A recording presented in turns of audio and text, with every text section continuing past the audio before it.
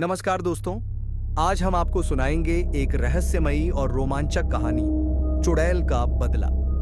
यह कहानी एक खूबसूरत गांव बीरनगर की है, जहां एक परिवार के आगमन के बाद अद्भुत घटनाएं घटित होती हैं। तो चलिए, बिना किसी देरी के इस कहानी की शुरुआत करते हैं। बीरनगर एक ऐसा गांव जो अपने नज़ारों और खुशहाल जीवन के लिए जाना जाता था। यहाँ के लोग एक दूसरे के साथ मिलजुल कर रहते थे। गांव में हर तरफ हंसी खुशी का माहौल था। लेकिन सब कुछ अचानक बदल गया जब एक दिन अमेरिका से एक परिवार ने अपने पुश्तैनी घर में रहने की इच्छा जताई। इस परिवार में पति पत्नी और उनका छोटा सा बेटा था। गांव वालों को खुशी हुई क्योंकि यह परिवार पहले इस गांव का हिस्सा रहा था। गांव के सभी लोग उनका स्वागत करने के लिए उत्सुक थे। जैसे ही यह परिवार गांव में बसने लगा, सभी कुछ सामान्य लग रहा था। लेकिन अचानक उनके छोटे बेटे की तबीयत बिगड़ने लगी। शुरू में तो सभी ने सोचा कि शायद मौसम का असर है, लेकिन स्थिति धीरे धीरे गंभीर होती गई। बच्चे का चेहरा नीला पड़ने लगा और परिवार घबरा गया। उन्होंने जल्दी से डॉक्टर को बुलवाया, लेकिन डॉक्टर भी बच्चे की बीमारी का कारण नहीं समझ पाया। डॉक्टर ने उन्हें अस्पताल जाने की सलाह दी। परिवार ने डॉक्टर की सलाह मानी और सभी अस्पताल पहुंचे। वहां पर सभी आवश्यक परीक्षण किए गए, लेकिन किसी भी प्रकार की समस्या का पता नहीं चल सका। जब परिवार गांव वापस लौटा तो कुछ बुजुर्गों ने उन्हें ओझा के पास जाने का सुझाव दिया। गांव में आज भी ओझा और तंत्र मंत्र की परंपरा जीवित थी। उन्होंने कहा, बच्चा किसी बुरी शक्ति का शिकार हो गया है। परिवार ने तुरंत ओझा के पास जाने का फैसला किया। गानव के पास एक पहाड़ी पर एक प्रसिद्ध ओझा बाबा रहते थे, जो काली विद्या में माहिर थे। जैसे ही परिवार बाबा के आश्रम पहुंचा, ओझा ने जोर से चिल्लाते हुए कहा, तू क्यों आई है? इतने बरसों के बाद भी तेरा बदला शांत नहीं हुआ। यह सुनकर परिवार और गांव वाले चौंक गए। उन्हें नहीं समझ आ रहा था कि ओझा की बातों का उनके बच्चे से क्या संबंध है। बच्चा बहुत ही गंभीर हालत में था। ओझा ने विभूति उठाई और बच्चे के मुंह पर फेंकी। अचानक बच्चे ने जमीन पर लेटकर अजीब तरह से हाथ पैर हिलाने शुरू कर दिए। ओझा मंत्र पढ़ने लगे और कुछ ही क्षणों में बच्चे ने उठकर एक खूंखार औरत की आवाज में कहा, अरे वो प्रेमनाथ, मैं तुझे नष्ट कर दूंगी। बच्चे की आवाज सुनकर उसके माता पिता दहशत में आ गए। ओझा ने बताया कि इस बच्चे के अंदर एक चुड़ैल का प्रवेश हो चुका है।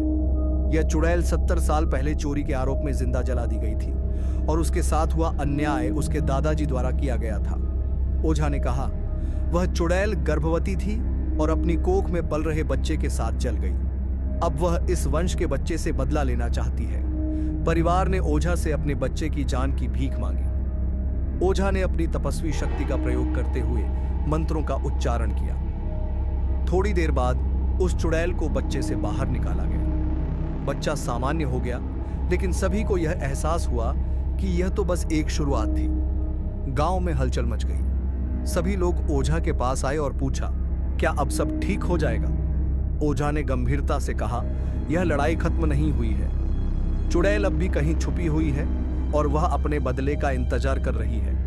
बच्चा अब ठीक था, लेकिन गांव में अजीब घटनाएं होने लगी। गांव वाले रात को अजीब आवाजें सुनने लगे और कई लोगों ने अंधेरे में एक खूंखार महिला को घूमते हुए देखा। सभी लोग डर गए थे। एक रात जब पूरा गांव सो रहा था, तब अचानक एक तेज आवाज आई। लोग जाग गए और देखा कि गांव का एक पुराना पेड़ गिर पड़ा है। लोग समझ नहीं पा रहे थे कि यह सब कैसे हो रहा है। गांव वालों ने ओझा से संपर्क किया और उसे सब कुछ बताया। ओझा ने कहा, यह चुड़ैल अब अपने बदले की योजना बना रही है। हमें एकजुट होकर इसका सामना करना होगा। गांव के लोग एकजुट होकर एक योजना बनाने लगे। उन्होंने ओझा के साथ मिलकर एक बड़ा यज्ञ करने का निश्चय किया। यज्ञ का उद्देश्य था उस चुड़ैल को हमेशा के लिए समाप्त करना। गांव में यज्ञ का आयोजन किया गया। सभी गांव वाले इकट्ठा हुए और ओझा ने मंत्रों का उच्चारण शुरू किया। जैसे जैसे यज्ञ आगे बढ़ता गया, आसमान में बादल छाने लगे और अंधेरा होने लगा।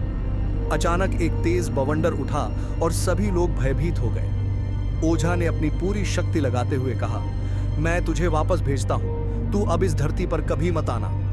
तभी एक भयावह चीख गूंज उठी। अंततः यज्ञ सफल हुआ और चुड़ैल का अस्तित्व समाप्त हो गया। गांव में शांति लौट आई। बच्चे के परिवार ने ओझा का धन्यवाद किया और गांव वालों ने एक दूसरे के साथ मिलकर जश्न मनाया।